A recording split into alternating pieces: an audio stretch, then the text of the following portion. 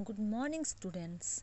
हम अपनी पिछली कक्षा में हिंदी 1 में चैप्टर 15 यानी कि अलंकार के बारे में पढ़ रहे थे, यानी कि फिगर्स ऑफ स्पीच के बारे में पढ़ रहे थे। तो हम अलंकार किसे कहते हैं हम पहले नहीं पढ़े थे, तो हम अपनी पिछली कक्षा में अलंकार के बारे में पढ़कर समझ चुके हैं कि अलंकार किसे कहते हैं। तो हम अलंकार का नाम सुने थे, अलंकार क्या है हम जानते थे, लेकिन हम अलंकार के बारे में कभी नहीं पढ़े थे। तो हम ज़रूर अपने पिछली कक्षा में अलंकार के बारे में पढ़े और ज़रूर हम समझ गए होंगे, जिसमें हमने अपनी पिछली कक्षा में पढ़ा था अलंकार में कि अलंकार एक आभूषण है। जिस तरह की जो स्त्री होती है वह अलंकार को खुद को अच्छी लगने के लिए अपने को संवारती है और लगाती है, जिससे कि वह सुंदर दिखे, अच्छी दिखे। तो यहाँ अलंकार का अर्थ है शब्दों में अलंकार लगाना, यानी कि शब्दों में जो शब्द होता है उसको का जो अर्थ बने वह सुंदर बने, आकर्षक बने, या जो हम वर्ण डालेंगे उससे कविता जो बने वह आकर्षक बने। तो यहाँ अलंकार 2 प्रकार के हैं, एक शब्द अलंकार, एक है अर्थ अलंकार। तो हमने पढ़ा शब्द अलंकार के बारे में, जिसमें शब्द अलंकार में है अनुप्रास अलंकार और यमक अलंकार के बारे में हमने पढ़ा है।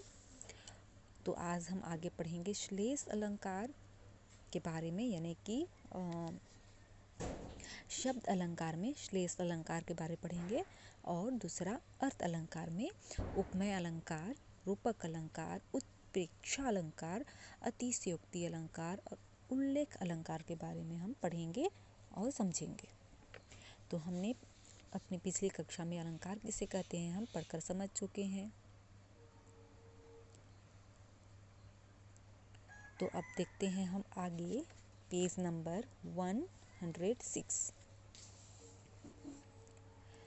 श्लेष अलंकार ग है श्लेष अलंकार। तो श्लेष अलंकार क्या है? जहाँ कोई शब्द एक ही बार प्रयोग होकर भी एक से अधिक अर्थ दे, यानी कि जहाँ कोई शब्द होते हैं तो जहाँ कोई शब्द एक ही बार प्रयोग होता है। हमने देखा अपनी पिछली कक्षा में यमक अलंकार, तो जहाँ पर एक ही शब्द की भिन्न भिन्न अर्थों में आवृत्ति, यानी कि भिन्न भिन्न अर्थ में दोहराया जा रहा है। एक ही शब्द को दोहराया जा रहा है बार बार, लेकिन उसका अर्थ बार बार अलग हो रहा है, तो वहाँ यमक अलंकार है। तो ये हम अपनी पिछली कक्षा में पढ़े हैं। तो अभी हम देखते हैं श्लेष अलंकार। तो जहाँ कोई शब्द एक ही बार प्रयोग होता है, शब्द एक ही बार प्रयोग होता है होकर भी एक से अधिक अर्थ देता है, एक ही शब्द प्रयोग हो रहा है लेकिन उसका अर्थ अलग हो रहा है, तो वहाँ श्लेष अलंकार होता है। जैसे जो रहीम गति दीप की, कुल कपूत गति सोए, बारे उजियारो करे, बाढ़े अंधियारो होए। रहीमन पानी रखिए, बिन पानी सब सून, पानी गए न उबरे, मोती मानुष चुन। ऊपर दिए गए पहले दोहे में बारे तथा बाढ़े शब्द एक एक बार ही प्रयोग हुए हैं, परंतु दोनों के ही यहाँ दो दो अर्थ हैं। बारे जलने से तथा छोटा होना पर, यानी कि बारे जो दिया गया है तो इसमें जलने से होता है तथा छोटे होने पर, और बाढ़े में बुझने पर तथा बड़ा होने पर, अतः यहाँ श्लेष अलंकार है। इसी तरह दूसरे दोहे में भी पानी शब्द के 3 अर्थ हैं। मोती का पानी यानी कि चमक, मनुष्य का पानी यानी कि सम्मान, और चूने की पानी, अतः यहाँ भी श्लेष अलंकार है।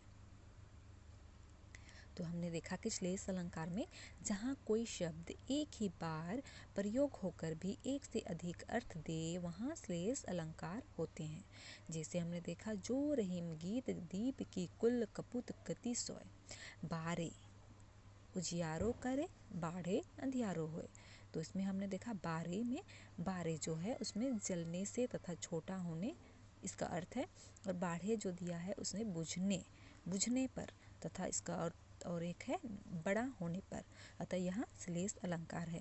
फिर दूसरा में हमने देखा रहीमन पानी राखिए बिन पानी सब सुन, पानी गए न उभरे मोती मानुष चुन। तो इसी तरह दूसरे दोहे में भी पानी शब्द के 3 अर्थ हैं।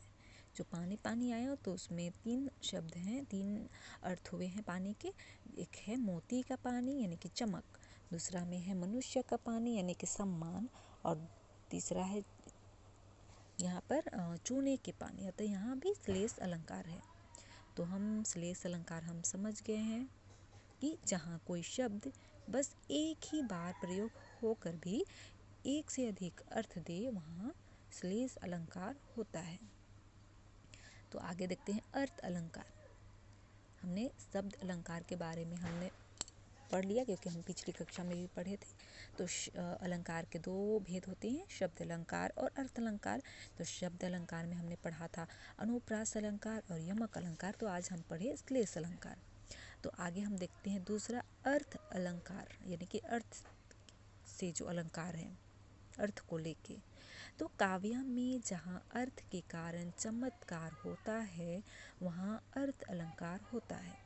काव्य में जहाँ अर्थ के कारण चमत्कार होता है वहाँ अर्थ अलंकार होता है। अर्थ अलंकार के कई भेद होते हैं जिनमें उपमा, रूपक, उत्प्रेक्षा, अतिशयोक्ति आदि प्रमुख हैं। काव्य में जहाँ अर्थ के कारण चमत्कार होता है, अर्थ में क्या है, काव्य में जहाँ अर्थ के कारण चमत्कार होता है वहाँ अर्थ अलंकार होता है। अर्थ अलंकार के कई भेद होते हैं जिनमें उपमा, रूपक, उत्प्रेक्षा, अतिशयोक्ति आदि प्रमुख हैं। तो हम देखेंगे आगे उपमा अलंकार। उपमा अलंकार जहाँ भिन्न अर्थों यानी कि जहाँ भिन्न पदार्थ अथवा व्यक्तियों में समान गुण आदि के कारण समानता दिखाई जाती है वहाँ उपमा अलंकार होता है। उपमा अलंकार के 4 अंग होते हैं, उपमेय, उपमान, साधारण धर्म और वाचक। उपमेय देखेंगे आगे। उपमेय वह व्यक्ति या वस्तु, उपमेय में है वह व्यक्ति या कोई व्यक्ति या वस्तु जिसकी किसी दूसरे व्यक्ति या वस्तु से तुलना की जाती है उसे उपमेय अलंकार कहते हैं। और आगे उपमान, उपमेय की जिस वस्तु या व्यक्ति से तुलना की जाती है उसे उपमान कहते हैं। इसे अप्रस्तुत भी कहा जाता है। तीसरा है साधारण धर्म, वह गुण जिसके कारण उपमेय तथा उपमान में समानता दिखाई जाती है इसे साधारण धर्म कहते हैं। चौथा है वाचक, वह शब्द जिसके द्वारा उपमेय और उपमान की समानता प्रकट होती है उसे वाचक कहते हैं। उदाहरण करी कर सरिस सुगम मुझ दृढ़, हाय फूल सी कोमल बच्ची हुई राख की ढेर। तो यहाँ पहली पंक्ति यानी कि पहली पंक्ति करी कर सरिस सुगम मुझ दृढ़। तो यहाँ है पहली पंक्ति में उपमा के भिन्न अंग इस तरह है, उपमान करी कर और उपमेय है मुझ दृढ़, साधारण धर्म है सरसी, अतः यहाँ उपमा अलंकार है। इसी तरह दूसरी पंक्ति में भी कोमल बच्ची की तुलना फूल से की जा रही है, अतः यहाँ भी उपमा अलंकार है। जहाँ पर उपमा के चारों अंग होते हैं वहाँ पूर्णोपमा होती है तथा जहाँ उपमा का कोई अंग नहीं होता वहाँ लुप्तमा होती है। तो हम वाचक भी समझ गए हैं। आगे देखते हैं ख रूपक अलंकार। अर्थ अलंकार है उसका 2 और एक भाग में रूपक अलंकार। जहाँ एक वस्तु की तुलना दूसरी वस्तु से ना करके, रूपक अलंकार में जहाँ एक वस्तु की तुलना दूसरी वस्तु से ना करके उसे दूसरी वस्तु का रूप दिया जाए वहाँ रूपक अलंकार होता है। तो रूपक अलंकार जहाँ एक वस्तु की तुलना दूसरी वस्तु से ना करके दूसरी वस्तु का रूप दिया जाए वहाँ रूपक अलंकार होता है। उदाहरण देखेंगे रूपक अलंकार का, हमको जीवित करने आई बन स्वतंत्रता नारी थी, मैया मैं तो चंद्र खिलौना लई हूँ। यहाँ पहली पंक्ति में एक नारी को स्वतंत्रता रूपी नारी का रूप दिया जा रहा है, अतः यहाँ रूपक अलंकार है। यानी कि यहाँ क्या है कि रूपक अलंकार में जहाँ रूप दिया जाता है, जहाँ एक वस्तु की तुलना दूसरी वस्तु से ना करके उसे दूसरी वस्तु की रूप दिया जाता है, तो वहाँ रूपक अलंकार होता है। तो हमने देखा कि हमको जीवित करने आई वर्ण स्वतंत्रता नारी थी। तो यहाँ पहली पंक्ति में एक नारी को स्वतंत्रता रूपी नारी का रूप दिया जा रहा है। और दूसरा देखते हैं, मैया मैं तो चंद्र खिलौना लई हूँ। इसी तरह दूसरी पंक्ति में चंद्रमा को खिलौना बना दिया गया है, अतः यहाँ भी रूपक अलंकार है। तो आज के लिए हम इतना ही पढ़ते हैं। आज हमने पढ़ा श्लेष अलंकार और अर्थ अलंकार में उपमा अलंकार और रूपक अलंकार। तो आगे हम अपनी अगली कक्षा में देखेंगे उत्प्रेक्षा अलंकार और अतिशयोक्ति अलंकार और उल्लेख अलंकार के बारे। तो आज हमने जहाँ तक हमने पढ़ा श्लेष अलंकार अर्थ अलंकार में उपमा अलंकार और रूपक अलंकार, वहाँ हम एक बार अच्छी तरह से खुद से पढ़ लेंगे तो हम अच्छी तरह से समझ सकेंगे अलंकार के बारे में।